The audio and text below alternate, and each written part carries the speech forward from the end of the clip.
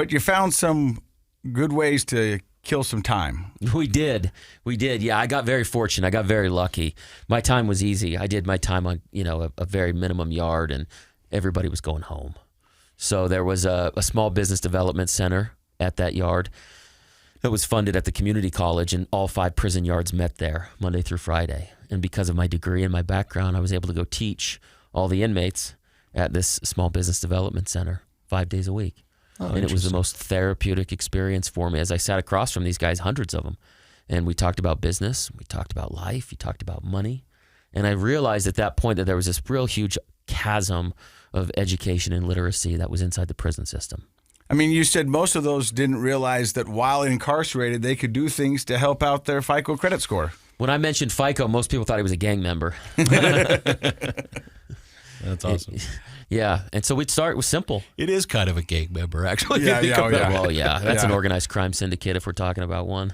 But you were helping them that. And so what you wanted to do was be able to give these inmates resources to better their situation. Because I can tell you with my own legal trouble, even my DUI lawyer told me, the system is setting you up to fail. Yeah. Don't let it. But it is. And you saw that firsthand with inmate after inmate, a system set up to watch them fail.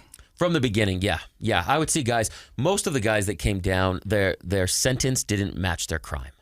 What I mean by that for people listening is an individual would be sentenced for grand theft auto. And as a result would have conditions when they got released. The condition could be no driver's license. The condition could be DMV fines, okay? But the reason they stole that car was not because they were a car enthusiast. They weren't at Barrett-Jackson trading it, right? They weren't waxing it. They sold it because they were a drug addict trying to get drugs. That's why they stole the car. But they weren't addressing the issue of their drugs. No, they never went to the root cause. And so I'd see these guys come in over and over, and you'd look at their paperwork, and the paperwork didn't match the person. And that, to me, was where the opportunity lied. And still is to this very day. And so I thought, you know what? If we could really get to the root cause of why people are doing this. And so I had a year. I had my 10,000 hours to figure it out.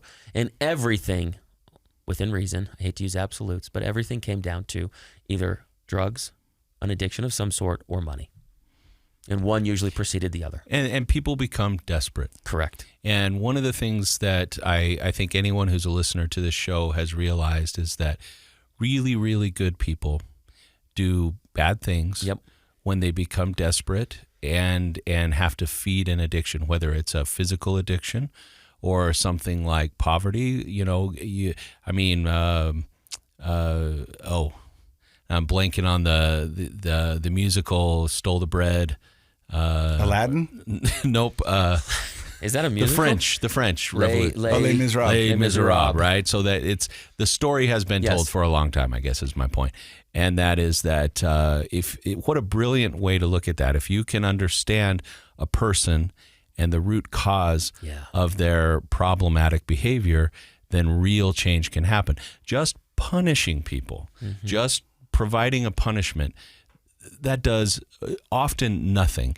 If anything, it costs our society way more money in time and money and resources. It does. Well, and you look at the prison system in general, and these are statistics, not gospel according to Travis, but if you had 8 out of 10 Delta airplanes fall out of the sky today and tomorrow and the next day, and that was the normal course of business over the next years, there would be no Delta Airlines. Sure. Right? And so I use that 8 out of 10 because that's the percentage of inmates that go and reenter society that come back to prison in the first year. The recidivism rate is north of 80% in the United States of America. Which is just it's through the ridiculous. No other system would be in business to your point. Precisely. You'd never get more people and more money next year.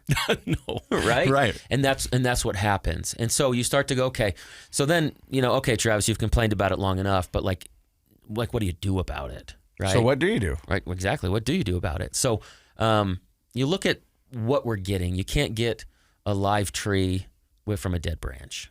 And oftentimes prisons are built in terrible cities because they're far outskirts, right? They're small towns. And where else do you get a job that pays you 40 and 40 with medical benefits and allows you to retire at the age of 62 and a half in this town?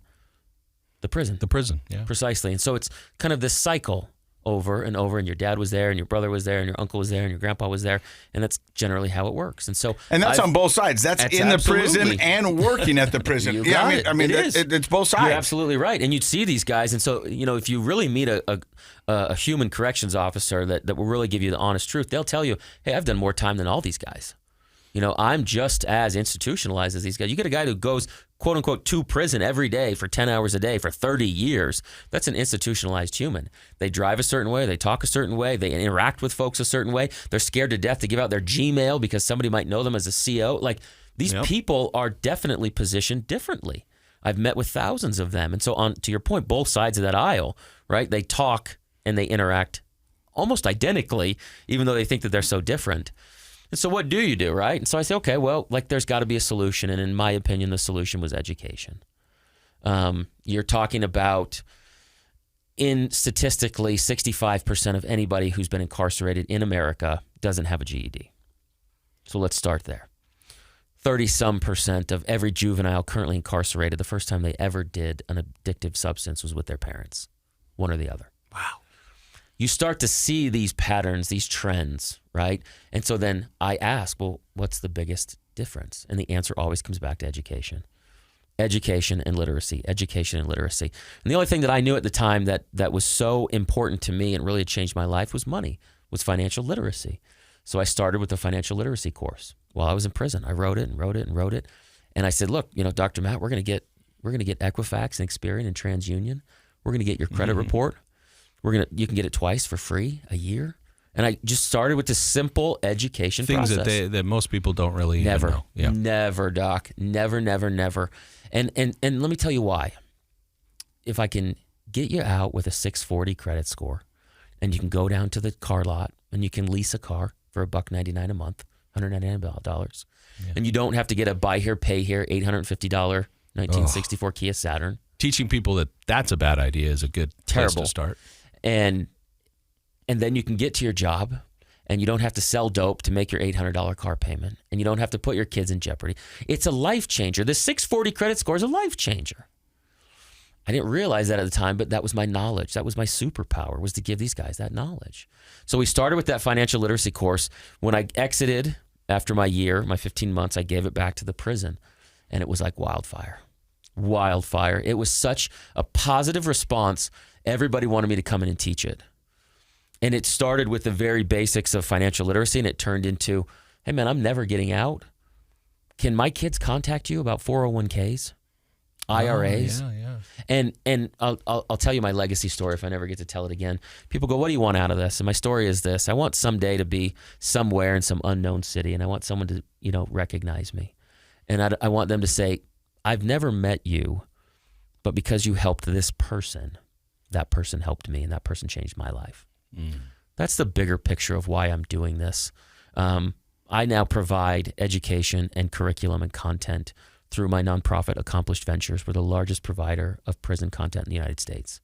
Really? Yeah. Wow. That is amazing. That is amazing. I'm telling you, I told you this was going to be an awesome one. Yeah.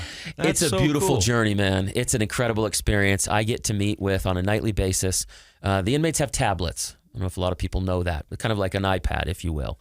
I believe that in America, you won't go down to prison in the next 3 to 5 years without a tablet.